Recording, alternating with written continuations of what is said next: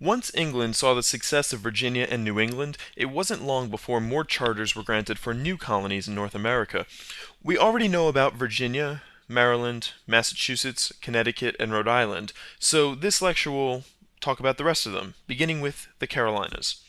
In 1663, King Charles II issued a charter to settle the region south of Virginia. It was called Carolina in honor of Charles I.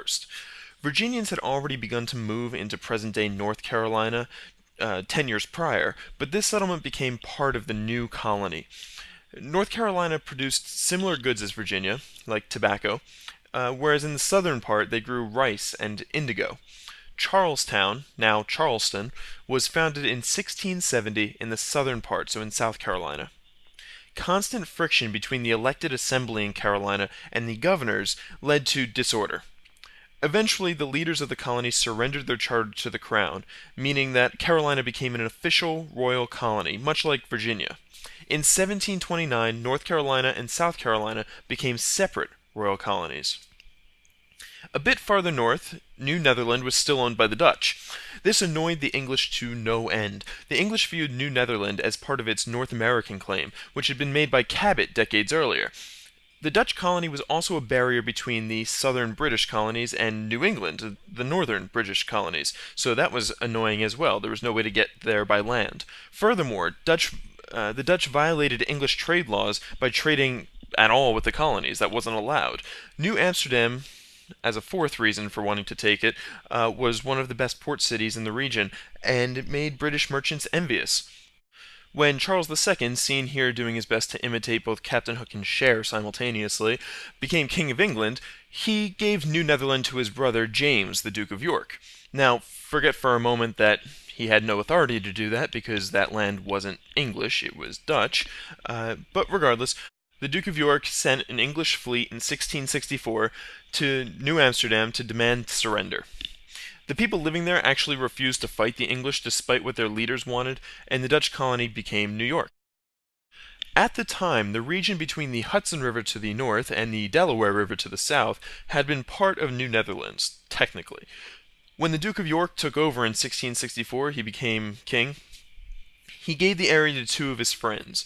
They renamed this region New Jersey. The proprietors encouraged settlement by promising large land grants, representative government, and freedom of religion. Although Jersey was split into east and west sections, in 1702 when they became royal colonies, the two provinces were made into one New Jersey. Pennsylvania is next, and was an interesting experiment. It began with a group called the Society of Friends, which you would know as the Quakers. Quakers believed that there was no need for formal churches, and that all peoples were equal in the eyes of God. They considered slavery to be evil, and refused to fight as soldiers because war is sinful. Naturally, they were persecuted for these beliefs in both England and many of the American colonies. Enter William Penn. In 1681, Penn obtained a large amount of land in America from Charles II. This region was called Pennsylvania, or Penn's Woods.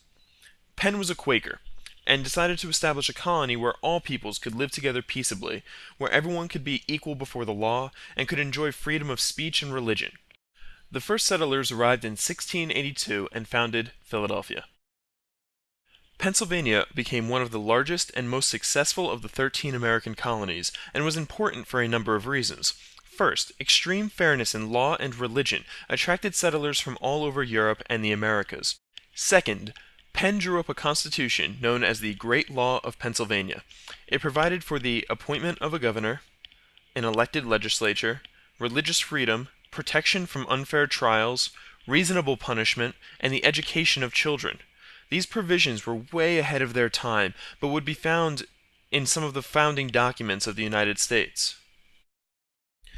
Delaware was originally part of New Netherland, but was given to Pennsylvania so that the larger state could have access to the ocean. This arrangement lasted until 1703, when it was allowed to set up a legislature. Until the Revolution, Delaware was administered by the governor of Pennsylvania, which is one more reason not to care about Delaware. Georgia is the last of the 13 colonies that we're going to talk about.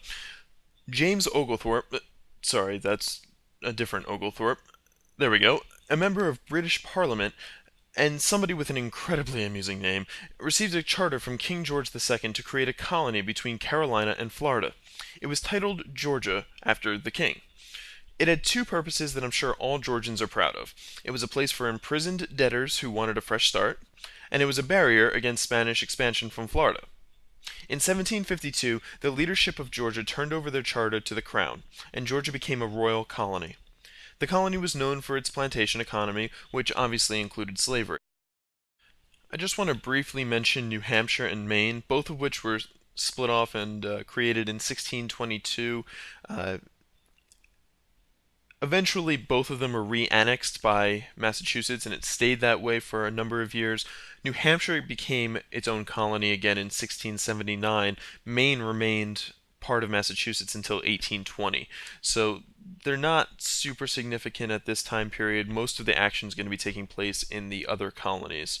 But I did want to mention them so that you're not trying to count them up and going crazy. Having said that, that takes care of all of the American colonies. If you have any questions, make sure that you write them down, bring them to class, fill in your identification sheets, and take the quiz for 3-1.